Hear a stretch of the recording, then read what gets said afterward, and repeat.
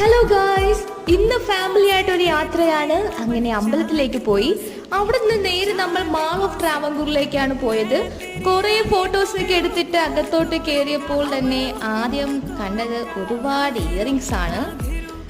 കണ്ടപ്പോൾ എല്ലാം എനിക്ക് എടുക്കണമെന്ന് തോന്നി. പക്ഷെ നല്ല വിലക്കൂടുതലായിരുന്നു. ഒരുപാട് കമ്മലൊക്കെ ഉണ്ടായിരുന്നു കേട്ടോ. അവിടെ നിന്ന് നേരെ നമ്മൾ വാക്ക് അവേ ഫുഡ് വെയറിലേക്കാണ് പോയത്. അവിടെ ബാഗ്സും ചെരുപ്പും ഒക്കെ നോക്കി. അടിപൊളിയായിരുന്നു. പിന്നെ നമ്മൾ ഒരുപാട് നെക്ലസ് ഒക്കെ നോക്കി.